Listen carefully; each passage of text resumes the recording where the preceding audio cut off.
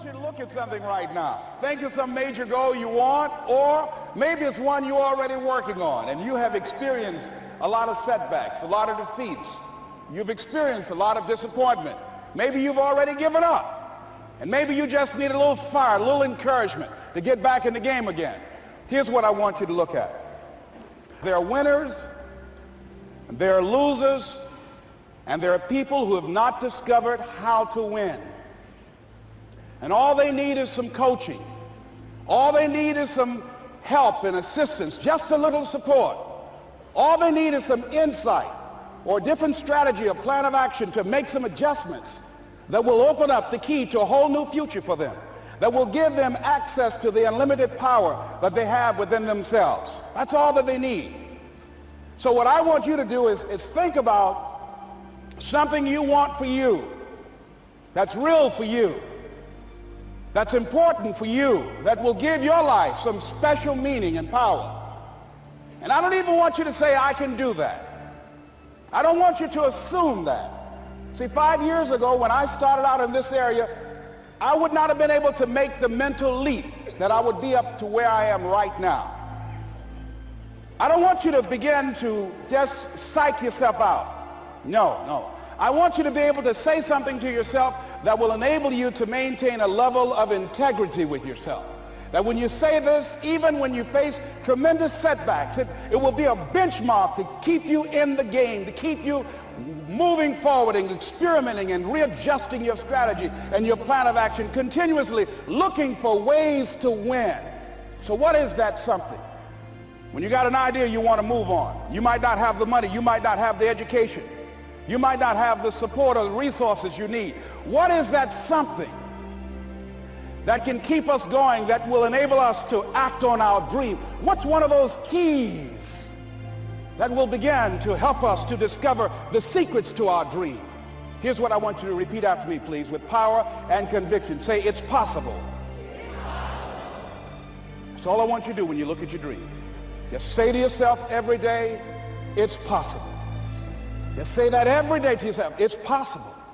Because what does that do? See, it begins to change your belief system. See, the way in which we operate, ladies and gentlemen, it's a manifestation of what we believe, what's possible for us. Whatever you've done up to this point, all that it really is a duplication, it's a reproduction of what you believe subconsciously that you deserve and what's possible for your life. Most people operate out of their personal history, out of their memory, things they have done, things they've experienced, things they've seen, things that they have observed. What I'm suggesting that you operate out of a larger vision of yourself. I want you to see yourself doing what you want to do, experiencing what you want to experience, having what you want to have, doing what it is that gives your life some meaning and value. Operate out of your imagination, not your memory.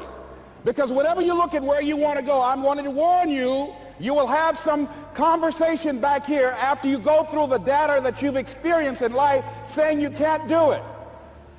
And so what you want to begin to do is ignore that inner conversation. Well, most people, ladies and gentlemen, when something happens to them, what they do is they begin to believe that that's the way it is. That's the way it's always been. And they can't see the possibility of it being any different.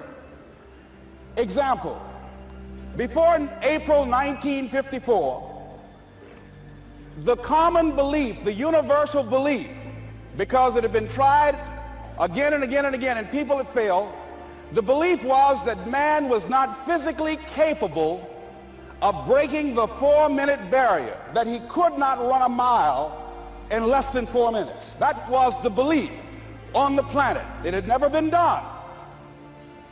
But here's what happened, ladies and gentlemen. Roger Bannister came along, and he broke the 4-minute barrier.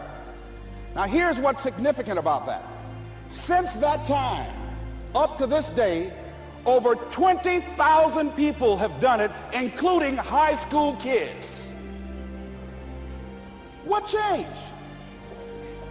20,000 people, what changed? Here's what happened when they got on the track. They knew it had been done. And because they knew it had been done, there was a new belief about this barrier. about this goal that was unreachable. And those 20,000 people got in a race believing, knowing in their heart that someone had done it, that it's possible that they could do it. And I'm saying that if you know anybody that had some goal, some dream, something they wanted to do, and they did it, then I'm saying that you know in your heart that if someone has done it, then you can do it. It's possible. And that if someone can make their dream become a reality, that it's possible that you can make your dream become reality. And so as you begin to look at where you want to go, beginning to embrace that, it's possible. I'm blessed and highly favored. I've got a lot going for me. I got some good stuff in me. And it's possible that I can bring my greatness out here in the universe.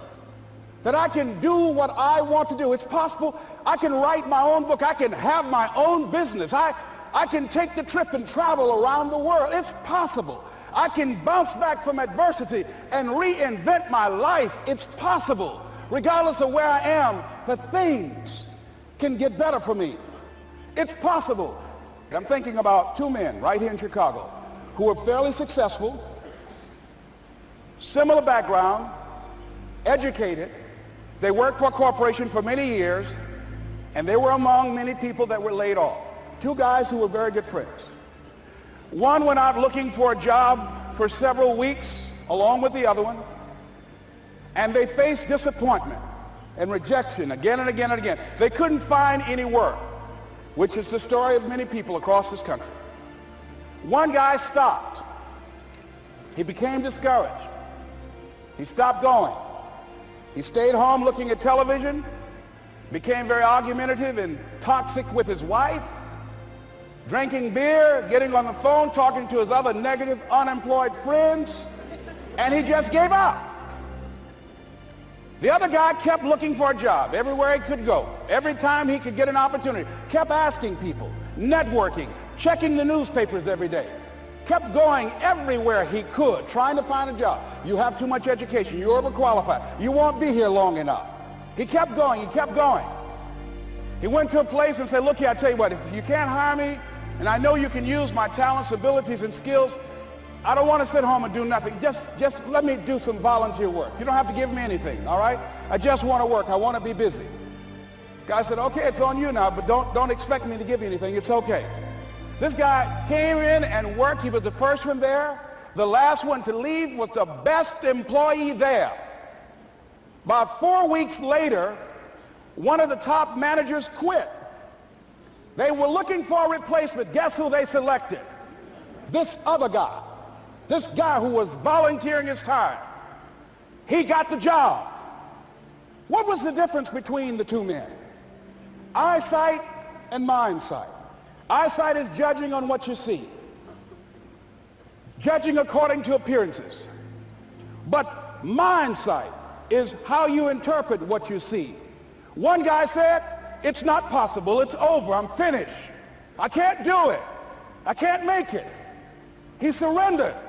I've faced rejection again and again. I'm not going anymore. There are no jobs out there. But this other guy, he felt that in spite of the no's and rejections, in spite of how bad the economy is, in spite of what the newspapers are saying, that it's possible that somebody somewhere will give me a job. He just kept going, thinking it was possible. And guess what, ladies and gentlemen? That's what we have to do with our dreams. Because things happen to you in life that you can never, ever anticipate. And many times when those things happen, you want to give up. I remember when I was in broadcasting, when I was a disc jockey, I became very controversial, not only being a disc jockey, but I felt that radio was something that you not only entertain people with, but you also empower them, you educate them. And I got fired. I didn't just leave, they fired me. I had to do something else. And I didn't know what else I could do. See, here's what I'm looking at. What are the uses for your life right now that you haven't even reached for yet? See, I believe that when you don't have enough encouragement to act on your dreams or ideas, or you're not enlightened enough, that life will act on you. See, life had moved on me and said, Les Brown, you have outgrown this. It's time for you to do something else.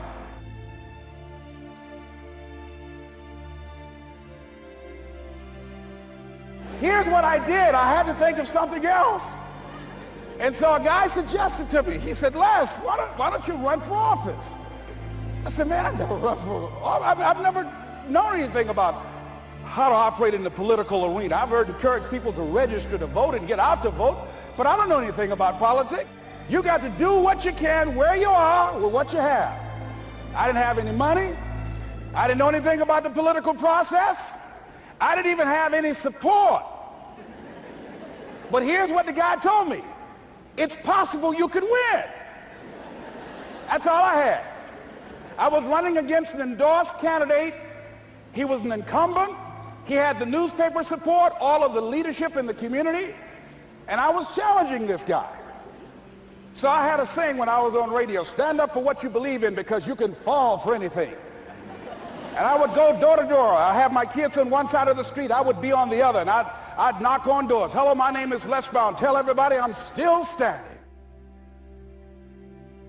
See, I'm saying just keep moving. Don't start feeling sorry for yourself. Don't spend time blaming and talking about what happened to you. See, whatever you talk about, that's what you multiply and expand in your life experience. So don't talk about stuff unless you want it to keep on happening to you, all right?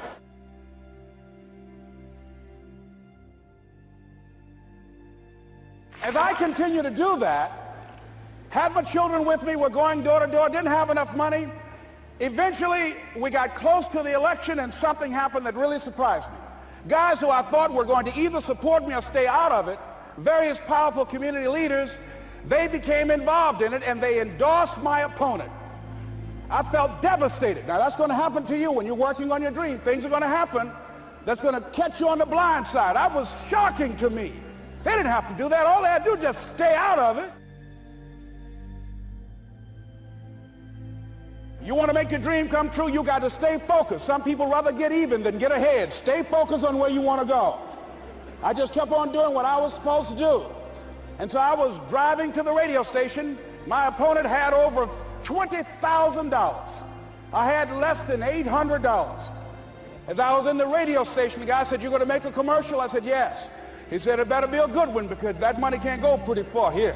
You've got to be willing to stay focused, to be creative, to be relentless, because things are going to happen to you when you're working on your dream, when you get on track. I remember when I first got involved in speaking, one of the main things that speakers like to do is speak to a certain association that they have over 10,000 of their sales reps that come to this convention. And I was relentless. I kept saying, it's possible. It's possible. See, what I wanted to let you know and set you up for, because you said it's possible, don't mean that you're not going to have any problems.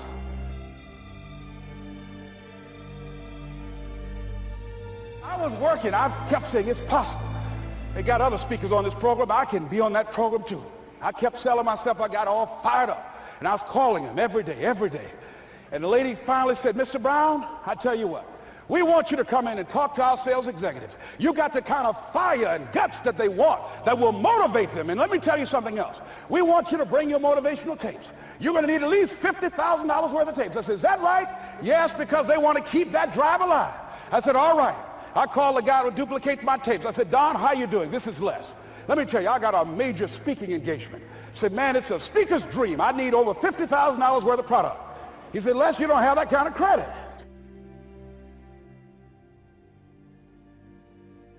"I'll give you your money in 4 days." He said, "Are you sure, Les?" I said, "Yes, man, I got a major speaking engagement and they told me to do it."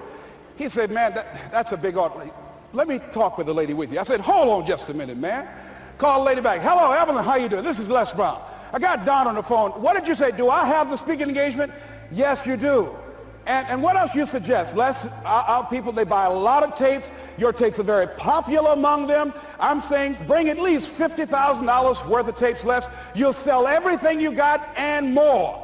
I said, "Did you hear that, Don?" He said, "Yes." I said, "Now, if anybody else has to make a decision, are you the final person?" She said, "I'm the final person. I will send you the contract. I want you." I said, "You hear that, Don?" He said, "Yes." I said, "Oh, ye of little faith." Well, he duplicated the tapes. 1 week came by. I'm checking the mail every day. This ain't fair. Come on, man. Give your boy a break. Come on. I talked to myself, you know. I didn't want to call him right then. 2 weeks passed by. I called, I said, hello, this is Les Brown calling. How you doing, Les? I said, fine. I said, Evelyn hasn't sent my contract out yet. Any additional information you need? So Les, you haven't heard? I said, no. I said, Evelyn died. I had to begin to focus on what was the solution. That this was not the only place that I'll be able to sell those products. And as I began to challenge myself and got some help and support and some other input, I eventually did. It took longer, but it was challenging. But I did it. Repeat after me, please. No matter how bad it is, or how bad it gets, I'm going to make it. I'm going to make it. Shake somebody's hand. It's possible. I can have my dream. I can get what I want. I must be creative and never give up. Now, let me share something else with you, ladies and gentlemen. When you know within yourself that there's something you want to do, and I believe that all of us were born with a purpose, that all of us have something that we are supposed to do, that all of us have some goodness within us, and that goodness gives us a responsibility to manifest our greatness. And when you know that, you can feel it in your guts, and you know that you're deliberately operating below your potential, you've gotten comfortable, you stop expanding, you stop stretching, you stop challenging yourself. Let me share something else with you. Not only is it possible for you to have your dream, but it's necessary. It's necessary that you have it, that you work on it, that you develop yourself, that you go for what is yours in the universe. I have a friend that at the beginning of the year I was in Los Angeles giving a speech, and I do a seminar teaching people how to become involved in the speaking business, and also one called Speaking with Power, teaching people how to begin to develop their communication skills. And this friend, I said, I want you to work with me. I called her up. She said, Les, are you sure I can do it? Sure you can.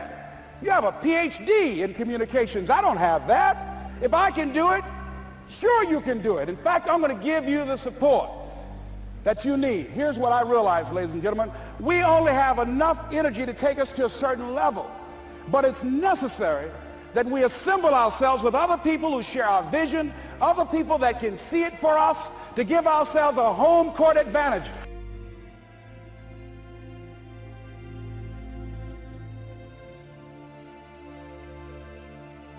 So it's necessary that you seek out other people who think like you, who are growing, who have decided that they are not satisfied with where they are. See, I don't believe that necessity is the mother of invention. No, necessity, in my opinion, is not the mother of invention.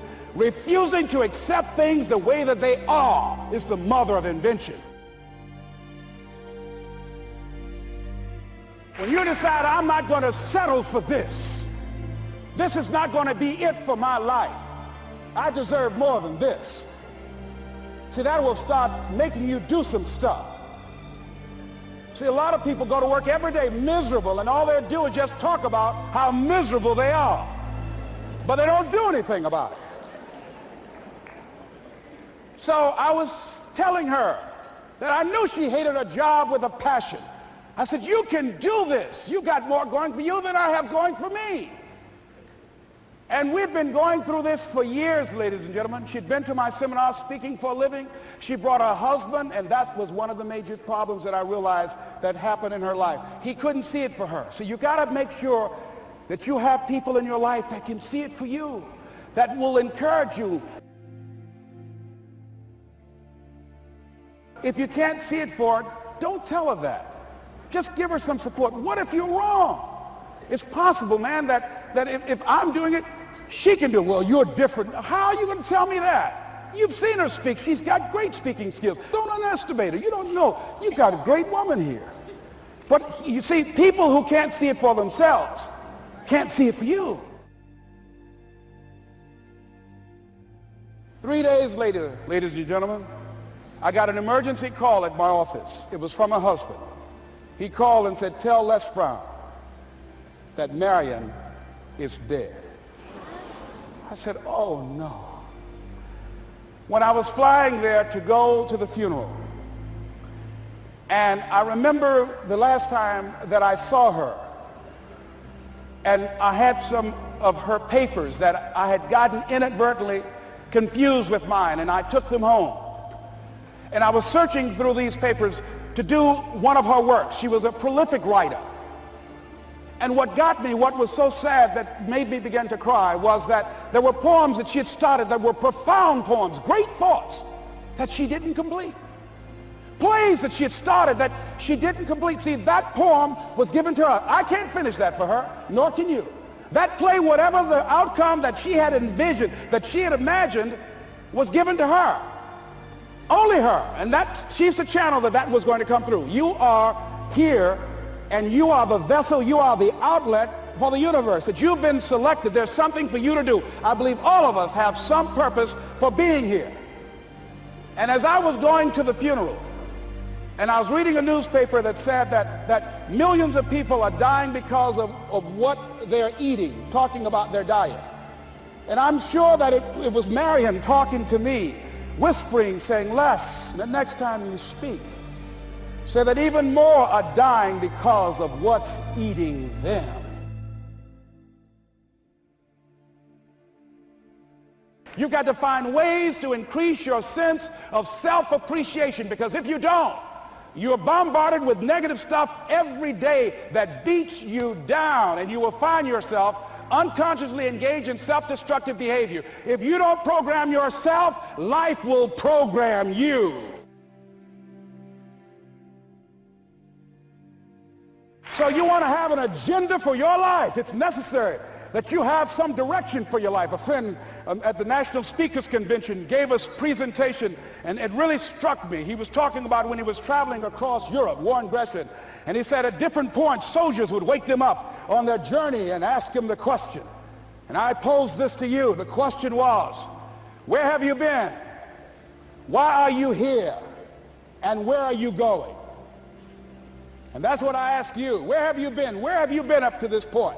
You look at your life. You look at what you produce. Is it giving you what you want? Are you living on purpose? Are you living your dream? Are you acting on your ideas? Are you doing all you can do? Have you gotten comfortable? Are you procrastinating? Are you evading your own greatness? Are you surrounding yourself with people that can nourish you? Are you challenging yourself? Are you experimenting? Are you learning something different? Is your life an adventure, or is it boring? Where have you been? Why are you here? What brought you here? Investing the time, the money. What brought you here? And where are you going? What is it that you can get out of this session, out of this lecture? That when you leave here, rather than this just being a spectator event, that you got some idea, some dream, that you might have to go back and brush it off and look at it again and say, I've got to do this. This is my stuff. This is what I'm supposed to do. This is why I showed up. Where are you going with your life? What decisions are you making right now as you look into the future? Are you experimenting to find out what other talents and abilities that you have? See, we're in a time right now. The day is gone where you could just go to college and get out and get a job and work 30 or 40 years with job security and retire with a gold watch. The gold watch days are gone.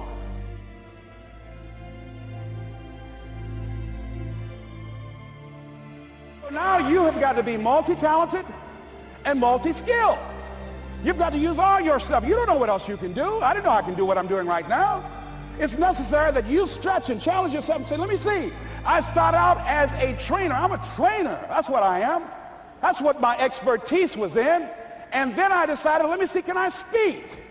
And then I discovered, hey, I can do that. What if I hadn't tried to do that and just been satisfied with just being a trainer, with a limited vision of myself? And then after training, and then I said, well, maybe I can go into business for myself. And I started speaking, going into business for myself. Well, maybe I could train other speakers and teach them how to go into business for themselves. See, you want to have a backup plan. You want to have other strategies for yourself. In case this doesn't work out, you got something else going over here. You don't want to ever put yourself in a situation where you have a limited vision and you're only using a limited amount of your talents, of your skills, and of your abilities. And I'm saying to you, it's possible you've got some talents, some ideas in you, your ability to do some stuff that you haven't even discovered yet. And I'm suggesting that it's necessary that you get outside of your comfort zone.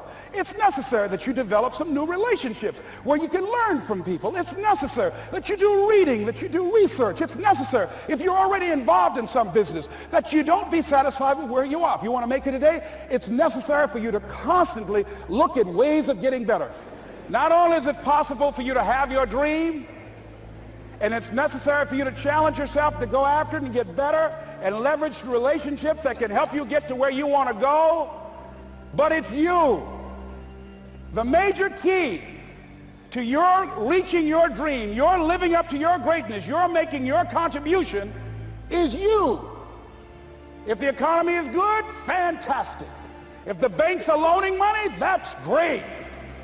If people are positive, that's great. You don't have any opposition, that's great. But the major key to your making things happen in your life is you. When I wanted to get on public television, you know, they told me, you can't do that. So wait a minute, I've seen these other people on. It's possible I can get on. Leo Biscaya, John Bradshaw. It's possible. Wait a minute, excuse me, hold on, time out.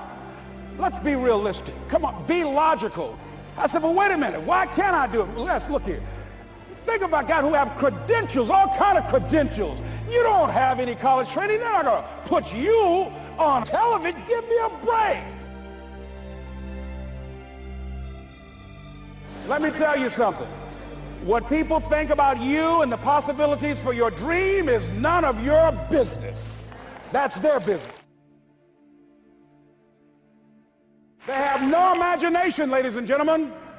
They're living out of the past, out of their memory. Their attitude is it can't be done because they haven't seen it. They're judging according to appearances. The people that are going to make it in the future, the people that are making it today, let me share something with you. History is being read, but it's also being written by people with imagination. How is it I need to train myself, to develop myself? What's the resources that will be required in order to make it happen? And as I start seeking out and asking questions, I started running into people who said, I know someone who can help you do that. And they helped me get connected with those people. Remember, we have so much energy that can take us so far. It's necessary that you hook up with some other energy that can take you to the next level.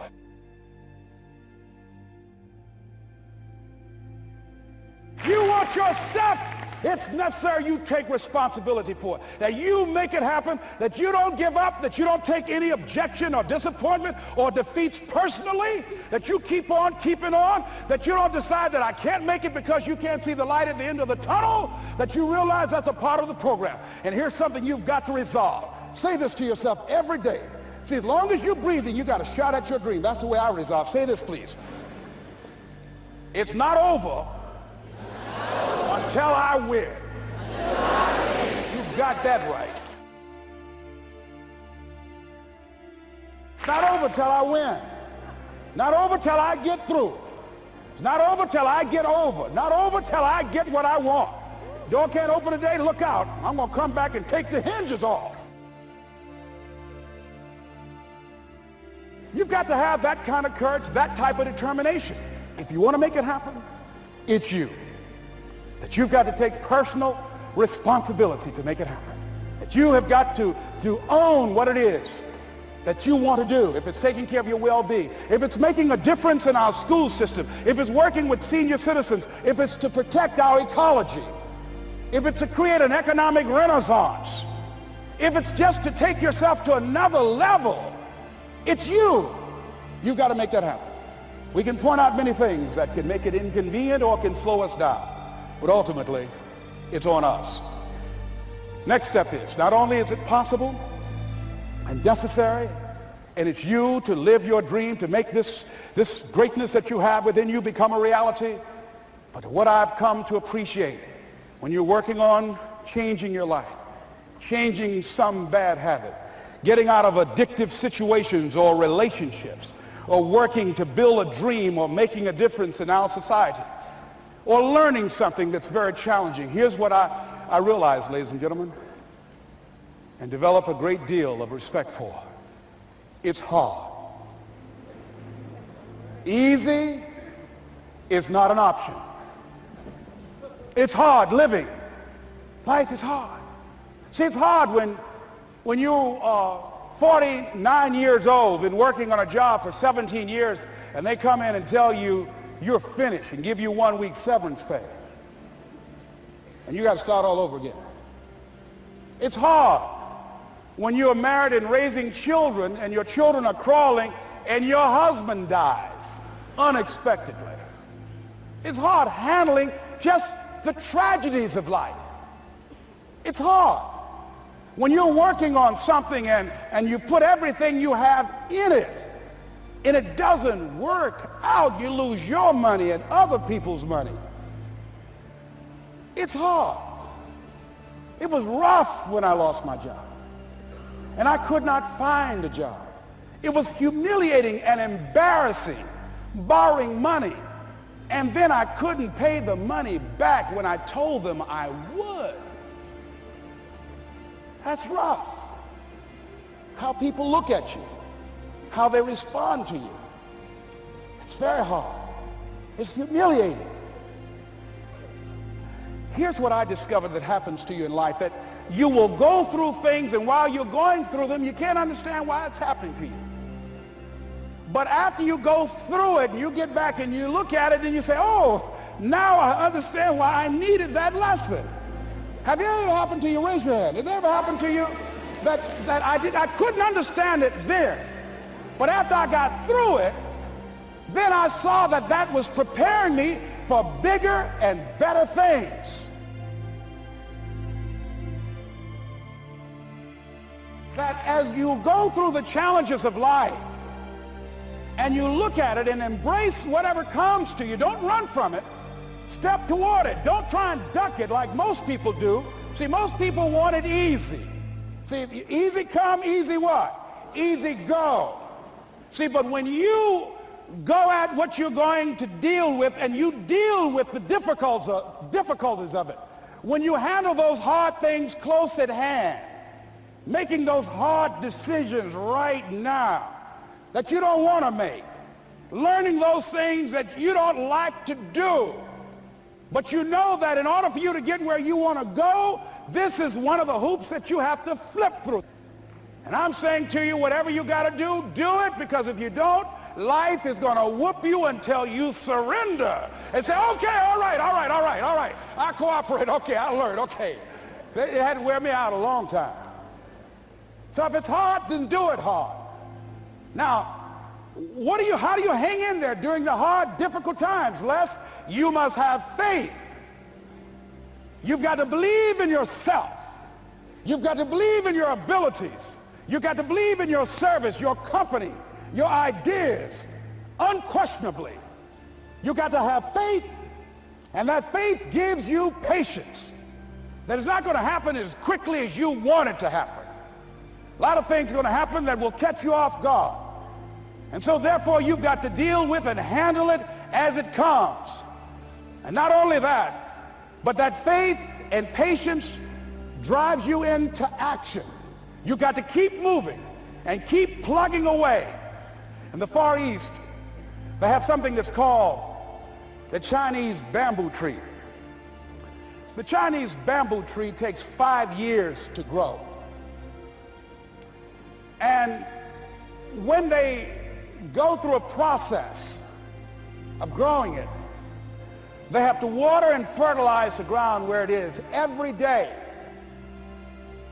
And it doesn't break through the ground until the 5th year. Okay? But once it breaks through the ground, within 5 weeks, it grows 90 feet tall. Now the question is, does it grow 90 feet tall in 5 weeks or 5 years? The answer is obvious.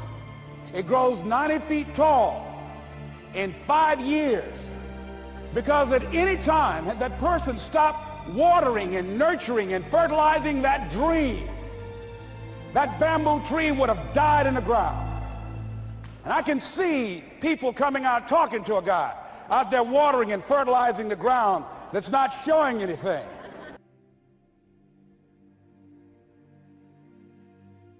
How long have you been working on your dreams and you have nothing to show? This is all you got to show? People are going to do that to you. And some people, ladies and gentlemen, they stop because they don't see instant results. It doesn't happen quickly. They stop. Oh, no. You got to keep on watering your dream. And when it began to happen, they stopped laughing.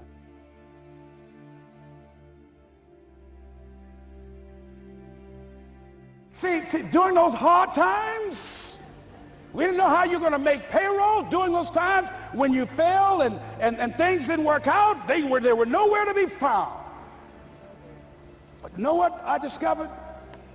When you're working at your dream, somebody said the harder the battle, the sweeter the victory. Oh, it's sweet to you. It's good to you. Why? See, when it's hard and there's a struggle, see, what you become in the process is more important than the dream. That's far more important. The kind of person you become, the character that you build, the courage that you develop, the faith that you're manifesting. Oh, it's something that you get up in the morning, you look yourself in the mirror, you're a different kind of person. You walk with a different kind of spirit. And people know that you know what life is, that you have embraced life. You knew it was hard, but you did it hard. Now that takes us to the next level. If it's hard, why do people do it? You ask people who do things. Why do they go it? People who climb mountains just for the sake of it. Nobody paying them to do it. Just do it. Somebody said, I'm going to run around the world. He said, well, why would somebody want to do that? I'm going to swim the Atlantic Channel. Why? Why do people do that? I wondered, why would a Nelson Mandela give up 26 years of his life?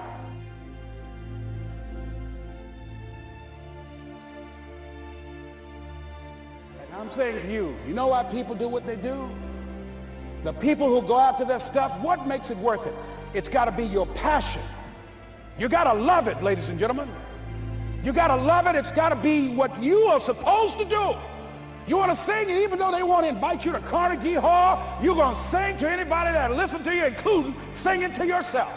I used to talk to my plants when nobody else would listen to me. You got to write, even if no one published your book, write, because that was given to you to do. You do what it is you're supposed to. You're supposed to build something. You're supposed to create something. I don't know how to do it. Learn. Do whatever is required. Just go out there. It's possible you can get what you want. It's necessary. If you want it, you got to go into action. You got to be willing to experiment. You got to be willing to fail and to succeed. You got to be willing to form and to develop new relationships. It's you, it's on you. You got to make that happen. Nobody's going to bring it to you on a silver platter and say, here's your dream manifested. No, it's hard. Yes, it's hard. It's difficult. Yes, right. And it's worth it.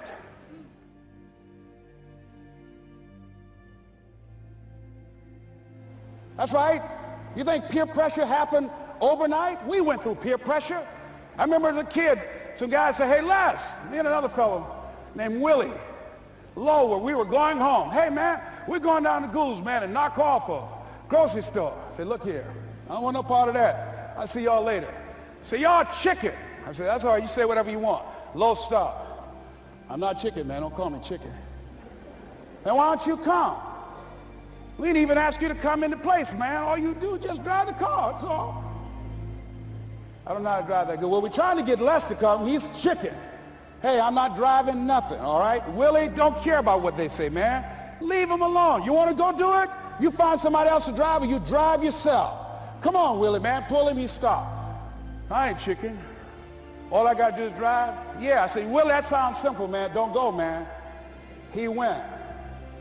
And the next day, we read the newspaper where when they robbed the store, when they came out running to a car, the merchant, the man who owned the store, came out just shooting wildly, and he hit the driver in the head. So peer pressure didn't just start in the 90s or the 80s. It's difficult and it's challenging for kids right now. And it's going to take some easy, simple methods to help bring them out of this madness, this insanity. No. Is it hard? Yes. Let's look at what we've been doing. What has worked? What has not worked?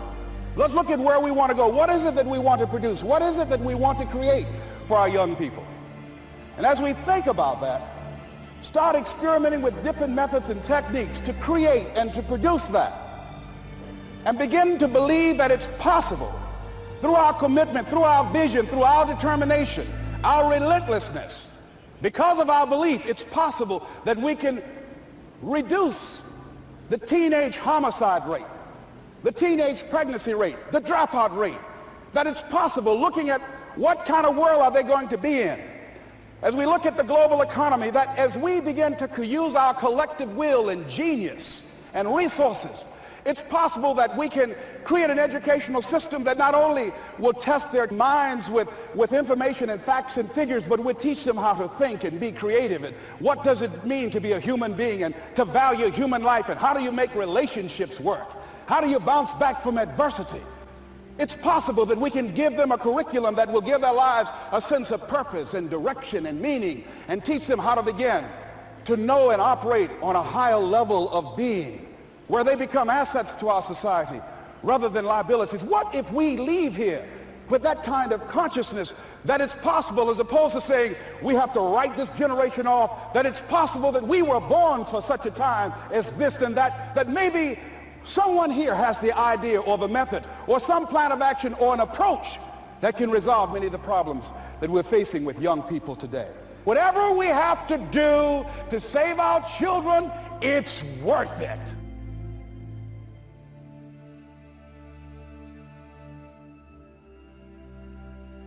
That it's necessary for us to begin to look at the future and know that it's possible that we can have our dream. Yes, it is.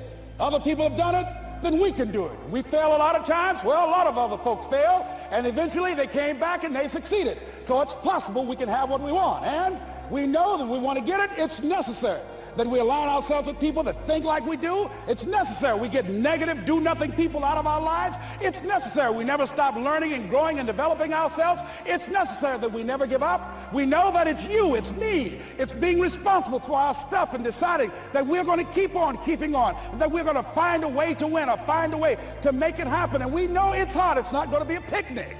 Yes, it's hard. It's hard. And we will do it hard. And once we do it hard and we go through it, we realize it was worth it. And once you discover it was worth it, it is done.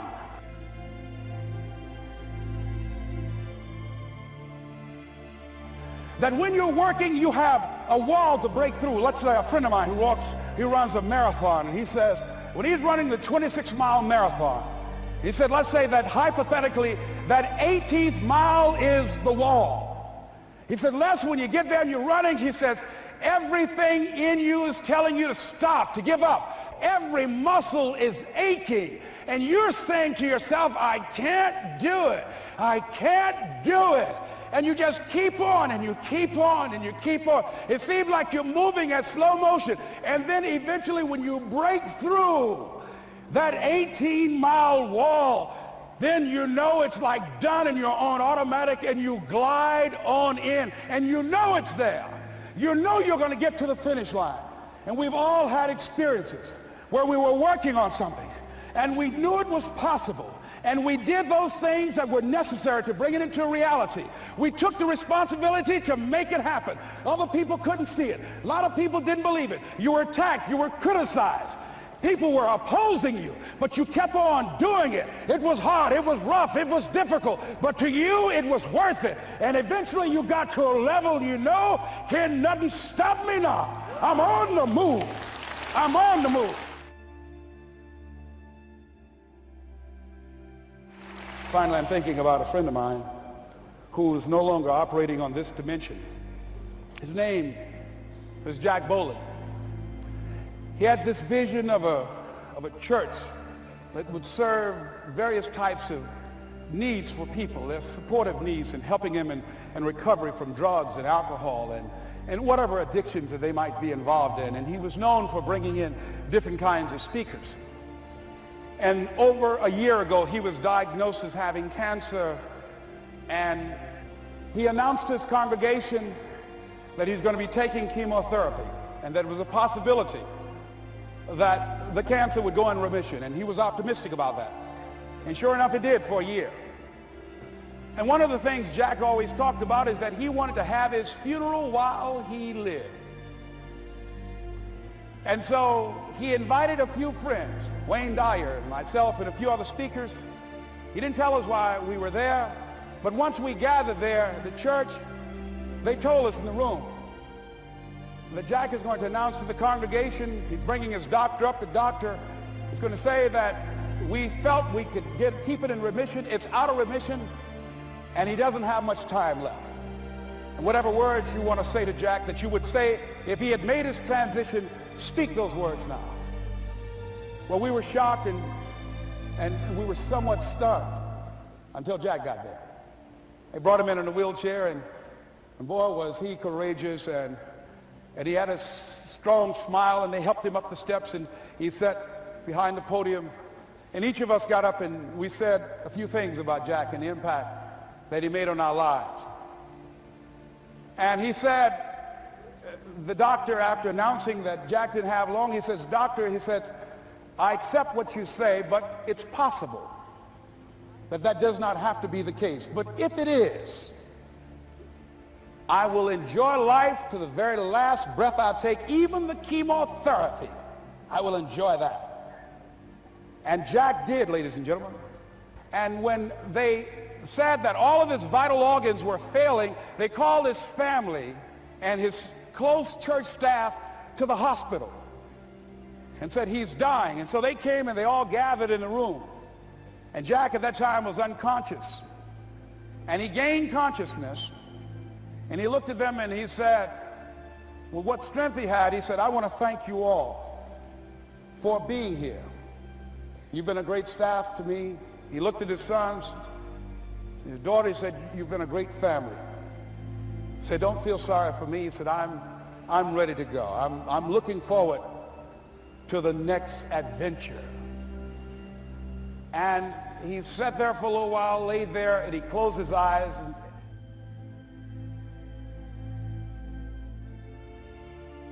while other people are giving up, feeling like victims, feeling powerless, becoming negative, turning on each other rather than to each other, feeling that they can't make it. "Be ye not conformed to this world, but be ye transformed by the renewing of your mind," with the mindset of that it's possible that we can save this generation. It's possible that we can create new industries, a new economy. It's possible that I can find a new profession, a new job. It's possible I can create a new life. And it's necessary that I become actively involved in becoming a positive force in my life and on the planet. And it's me, yes, it's you, it's all of us pulling together, working together to create this brand new future. And it's going to be hard. Easy is not an option. But if it's hard, we will do it hard. Whatever is required to snatch victory from the jaws of defeat. And it's worth it, yes. It's worth whatever we have to do. And once we know that, it is done. It is done. It is done.